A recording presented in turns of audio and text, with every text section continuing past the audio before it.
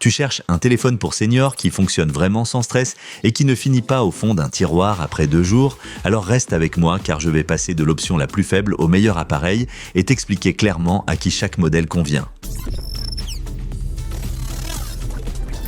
À la 5e place, donc tout en bas de notre classement, on trouve ce téléphone à touche très simple. Et il y a une raison assez claire à cela. Il ressemble à un téléphone classique pour senior, mais techniquement, il repose sur une base qui peut vite poser problème aujourd'hui. Point positif, c'est un appareil très simple, de grandes touches, un petit écran, peu de menus, peu de distractions. C'est exactement ce que recherchent certains seniors parce qu'on peut téléphoner sans se compliquer la vie avec des applications ou des gestes tactiles. Pour quelqu'un qui appelle vraiment juste de temps en temps, cela peut sembler suffisant au premier abord. Le gros problème, c'est le réseau. Ce modèle fonctionne uniquement en 2G. Or, dans de nombreuses régions, la 2G est déjà limitée ou progressivement abandonnée. Cela signifie que même si le téléphone fonctionne aujourd'hui, il peut devenir frustrant demain avec une qualité d'appel ou une couverture moins fiable. En plus, la batterie est nettement plus petite que celle des meilleurs modèles de cette vidéo et l'équipement reste très basique. À qui cela peut convenir ? Honnêtement, seulement aux personnes qui veulent volontairement un appareil extrêmement simple et qui savent que la 2G fonctionne encore correctement dans leur région. Pour tous les autres, il vaut mieux passer à l'étape suivante car le prochain modèle est un téléphone à touche avec un réseau plus moderne et beaucoup plus rassurant. Les liens vers tous les produits présentés dans ce comparatif au meilleur prix se trouvent dans la description sous la vidéo. À la 4e place, on retrouve un classique dans l'esprit. Un téléphone à touche qui fait avant tout une chose très bien, téléphoner. Par rapport au modèle précédent, le grand avantage ici, c'est la compatibilité 4G. Et pour les seniors, c'est souvent plus important qu'on ne le pense, car les appels peuvent être plus clairs et on s'inquiète moins de la couverture réseau à long terme. Ce que j'apprécie, il est léger, simple et la batterie est amovible. C'est un vrai plus si l'on ne veut pas recharger tout le temps ou si la batterie faiblit après quelques années. Les fonctions comme la radio ou un lecteur de musique simple peuvent aussi être agréables sans avoir à gérer un smartphone. Par rapport au premier modèle, l'ensemble paraît beaucoup plus fiable et adapté au quotidien. Bien sûr, il a aussi ses limites. L'écran est très petit et pour une personne ayant une mauvaise vue, cela peut devenir fatigant. Et il n'y a pas de bouton SOS clairement dédié dans l'équipement de base. Cela signifie que si l'on veut absolument une touche d'urgence spécifique, il faudra envisager un autre modèle. À qui convient ce téléphone ? Aux seniors qui veulent un vrai téléphone à touche, mais avec un réseau plus moderne et moins de stress côté réception. Et si tu te dis maintenant, d'accord, mais je veux quelque chose de plus robuste, avec plus d'autonomie et encore plus de sécurité au quotidien. Alors le prochain modèle va clairement dans cette direction. Si cette vidéo t'aide, n'hésite pas à laisser un like et à t'abonner à la chaîne pour voir plus de comparatifs clairs comme celui-ci.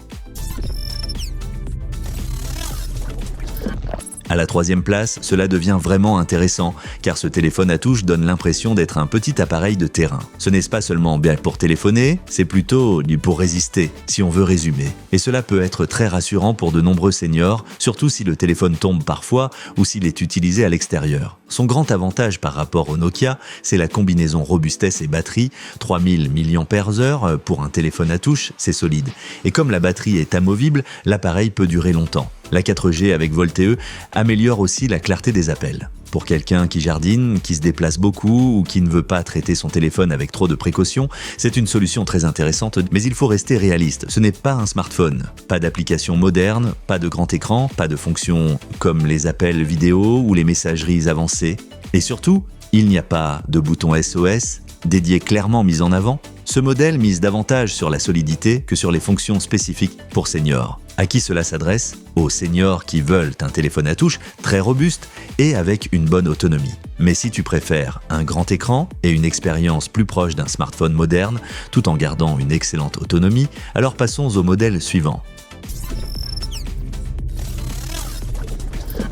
À la 2e place, nous avons le premier vrai smartphone de cette sélection. Et cela se ressent immédiatement. On n'est plus dans l'approche classique du téléphone pour seniors avec grosses touches et boutons d'urgence, mais dans un smartphone moderne qui peut devenir très intéressant pour les seniors grâce à son grand écran et à sa batterie massive, à condition de bien le configurer. Son argument le plus fort, c'est clairement la batterie. 6000 mAh signifie qu'on n'a pas besoin de le recharger tous les jours. Et dans mon expérience, c'est l'un des plus grands facteurs de stress pour quelqu'un qui n'est pas encore à l'aise avec les smartphones. L'écran est immense, ce qui permet d'afficher de grandes lettres, de gros icônes et d'avoir plus d'espace pour écrire. Comparé aux téléphones à touche, c'est comme passer d'une petite montre à un grand cadran mural. Tout est de plus visible. Et avec beaucoup de mémoire, on peut garder des photos et des vidéos sans se soucier de l'espace. En revanche, il n'y a pas de mode spécialement conçu pour les seniors dès la sortie de la boîte. Oui, Android permet d'agrandir les textes, de simplifier l'écran d'accueil et d'organiser les contacts importants. Mais cela demande une configuration initiale soignée.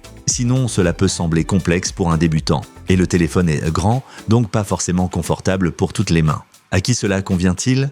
Aux seniors qui veulent un grand écran, peut-être faire des appels vidéo, regarder des photos ou envoyer des messages, tout en profitant d'une excellente autonomie. Mais si quelqu'un souhaite une interface pensée dès le départ pour les seniors, avec des menus très simplifiés et des fonctions de sécurité dédiées, alors il y a un vainqueur clair dans cette liste. Et c'est le prochain. À la première place, nous avons l'appareil le plus orienté vers les seniors. C'est un smartphone, oui, mais conçu pour réduire les obstacles typiques des smartphones.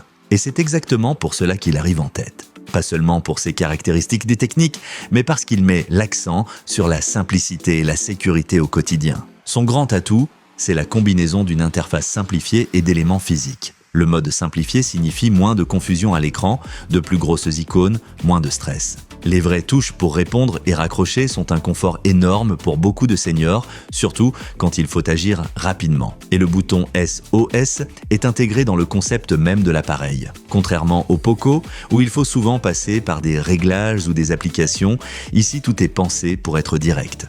La base de chargement est aussi un vrai plus au quotidien. On pose le téléphone, c'est tout. Bien sûr, tout n'est pas parfait. La batterie est plus petite que celle du Poco et il faudra recharger plus souvent. Mais l'appareil est plus compact et généralement plus facile à tenir. On voit clairement la différence de philosophie. Le Poco mise sur la taille et l'autonomie, le SCPC mise sur la simplicité et l'adaptation aux seniors. À qui s'adresse ce modèle ? Aux seniors qui veulent un smartphone sans frustration. Une grande lisibilité, des appels simples, un bouton SOS et une configuration qui ne ressemble pas à un cours de technologie.